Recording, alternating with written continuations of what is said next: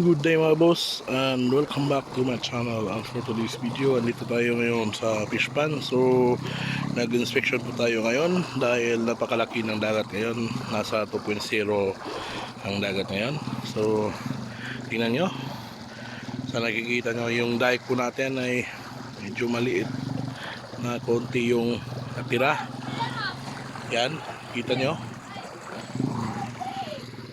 grabe oh. So may 30 minutes pa para sa pinaka highest na tubig dito sa ating fish pan. So tingnan nyo mga boss, so around nasa mga 6 inch na lang siguro. So tingnan natin yung ibang area dito sa dike, tingnan natin. So yun, doon sa kabila nilagyan natin yun ng lupa para hindi makapasok yung tubig doon sa nakikita nyo. Yan yung pinatrabaho natin. So doon banda may konti na lang din doon. So dito sa area na to, konti na din yung natira. Ayan, so patrabaho po natin to. So, tingnan nyo, mataas yung tubig ngayon. Tingnan natin yung sa kabila.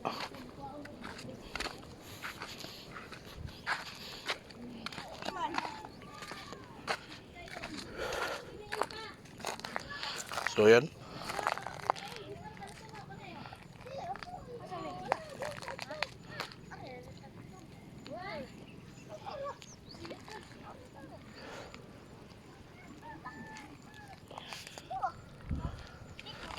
so ito mga boss, tingnan nyo may pumapasok na tubig. Ayan, so binlagyan to natin ng lupa kasi bumaba na yung lupa. Ito kasing area na to mga boss, dati tong yung tinatawag namin na buhang, yung pumutok nung nakaraang bagyong ulit. So nirepair namin to, so nilagyan ng lupa.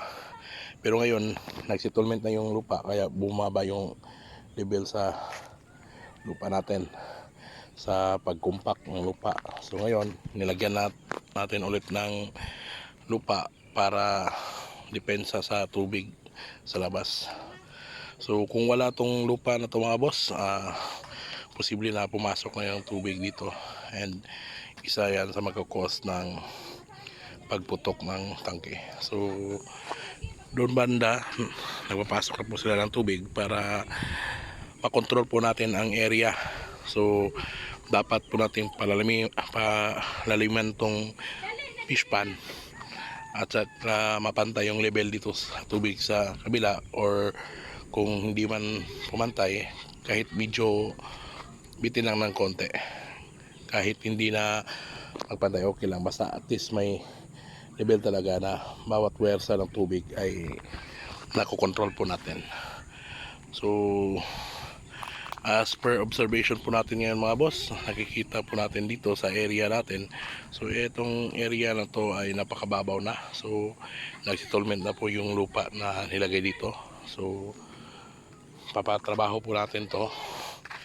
So itong area na to, siguro nalagyan pa natin ng lupa para tumaas konti. So ayun mga boss, tingnan nyo, yan po yung tubig, yan pumapasok dito sa area. So yan, nakikita nyo, kung wala yan, possible nang pumasok ng tubig. So tingnan natin yung kabilang area kung okay. So yun, yan din yung pumutok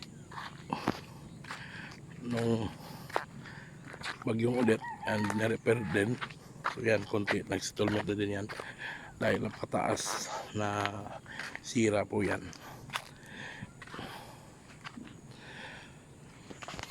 So bumaba na po yung level ng lupa.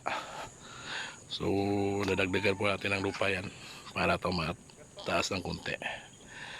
So nakikita nyo mga boss, yan, nag-sampling po tayo ngayong araw na to.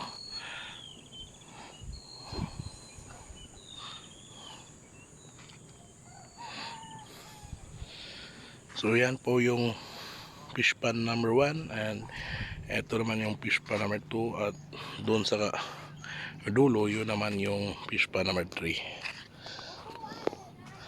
So yan lang boss, tingnan nyo yan yung tubig. So dito banda okay lang dito dahil may mataas pa yung lupa. So doon lang na area na yon yung kailangan po nating ipa-repair kasi yun nasa mga 2.0 yung dagat, napakataas.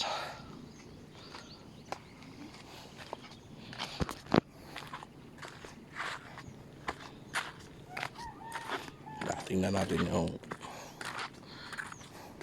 ito yung mga area mga boss. Yan, kita nyo, yan po yung mga lumot. Yan po ay tinatawag na lablab.